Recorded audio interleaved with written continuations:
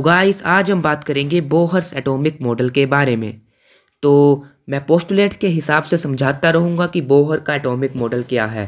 सबसे पहला पॉइंट है, इन an atom electron revolve around the nucleus in a definite circular path called orbits और shells. मतलब ये है हमारा एटम और सेंटर में कंसंट्रेट है पॉजिटिवली चार्ज्ड पार्टिकल न्यूक्लियस और इसके अराउंड घूमेगा इलेक्ट्रॉन, बट वो एक डेफिनेट ऑर्बिट में घूमेगा, डेफिनेट सर्कुलर पाथ होगा उसका। ये नहीं होगा कि कभी एक ऑर्बिट में चला गया फिर दूसरे ऑर्बिट में चला गया।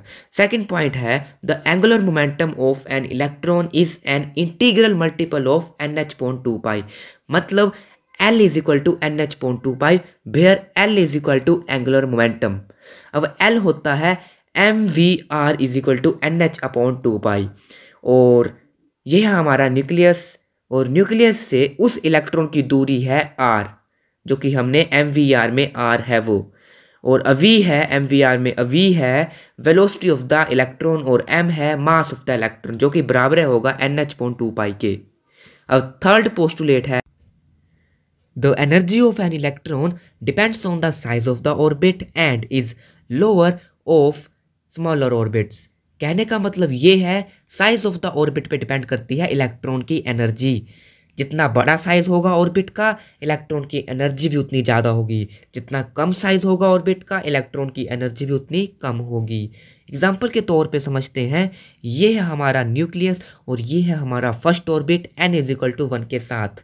ये है हमारा second orbit n is equal to 2 के साथ और इसके बाद आएगा third orbit n is equal to 3 के साथ। जो थर्ड ऑर्बिट है इसका साइज भी सबसे ज़्यादा है, इसलिए इलेक्ट्रॉन की एनर्जी भी इसमें सबसे ज़्यादा होगी as compared to n is equal to 2 और as a compared to n is equal to 1। सबसे कम साइज है n इज इक्वल टू 1 वाले ऑर्बिट का, तो इलेक्ट्रॉन की एनर्जी इसमें सबसे कम होगी। ये डिपेंड करता है साइज ऑफ द ऑर्बिट पर। थर्ड पॉइंट है, the energy levels are represented by an integer n is equal to 1 2 3 4 and so on, so known as quantum number. This range of quantum number starts from nucleus side with n is equal to 1 having lowest energy level. The orbit n is equal to 1 2 3 4 assigned as KLMN shells. यहाँ पे Bohr ने बात की थी shells की, जो कि है KLMN।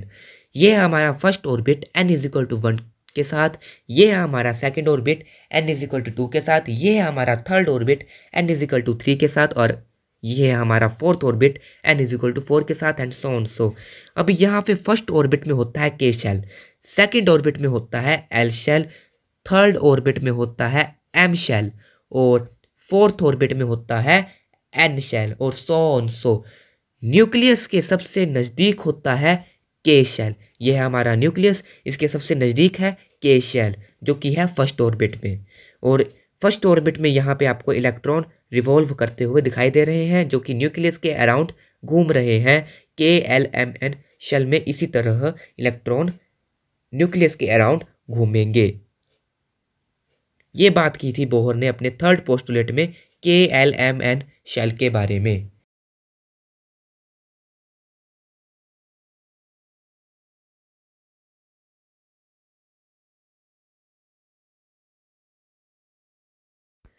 अब यहाँ पर बोहर का अगला पोस्टुलेट है, the energy in an atom moves from a lower energy level to higher energy level by gaining the required energy and an electron moves from higher energy level to lower energy level by losing energy. इसको मैं दो example के हिसाब से समझाऊंगा, आपको आराम से समझ आ जाएगा कि क्या है बोहर का ये वाला पोस्टुलेट। तो यहाँ पर हमारी फर्स्ट एग्जांपल है from lower energy level to higher energy level. मतलब यहाँ पर हम बात करेंगे बोहर के पहले पोस्टुलेट की, ठीक है।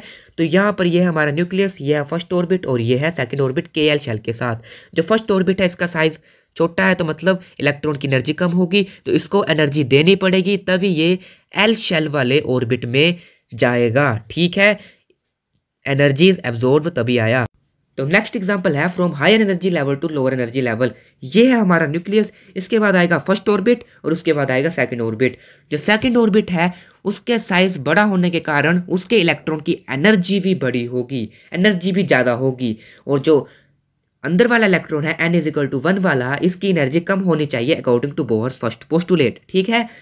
जब हम बड़े ऑर्बिट से छोटे ऑर्बिट में इलेक्ट्रॉन को भेजेंगे तो एनर्जी एमिट होगी in the form of radiation, क्योंकि जो बड़ा वाला ऑर्बिट है उसकी एनर्जी ज़्यादा है और छोटे वाले इलेक्ट्रॉन को चाहिए कम एनर्जी।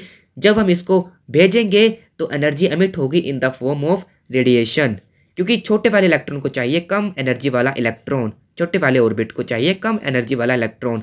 ओके, तो जरा अब हम इम्पोर्टेंट टेबल की ओर ध्यान देंगे। तो यहाँ पर सबसे पहले टेबल को बनने देते हैं हम। ये बन रहा है धीरे धीरे धीरे धीरे। अब यहाँ पर नंबर है 1 2 3 4 सीरियल नंबर। ऑर्बिट है n is equal to 1, n is equal to 2, n is equal to 3, n is equal to 4 and so on so. ठीक है, ऑर्बिट नेम है KLMN जो कि शेल्स हैं। ठीक है, और सो ऑन सो। और इसके बाद बोहर ने बताया था 2n² फॉर्मूला। ठीक है, तो उसको हम लगा देते हैं। तो फर्स्ट ऑर्बिट में n इज इक्वल टू 1 होता है, तो मतलब 2n⁻⁴ मतलब 2 इलेक्ट्रॉन, मतलब फर्स्ट ऑर्बिट में होते हैं 2 इलेक्ट्रॉन। सेकंड ऑर्बिट में होते हैं 8 इलेक्ट्रॉन, क्योंकि 2n⁻² मतलब 2 का स्क्वायर 8 इलेक्ट्रॉन। थर्ड ऑर्बिट में होते हैं 18 इलेक्ट्रॉन और फोर्थ ऑर्बिट में होते हैं 32 इलेक्ट्रॉन, और इसी तरह चलता रहता है सो ऑन सो। ठीक है, तो आज की वीडियो में बस इतना ही। यदि आपको मेरी वीडियो पसंद आई हो तो सब्सक्राइब, शेयर और लाइक जरूर कीजिएगा। मेरी मेहनत आपका साथ। जय हिंद, जय भारत।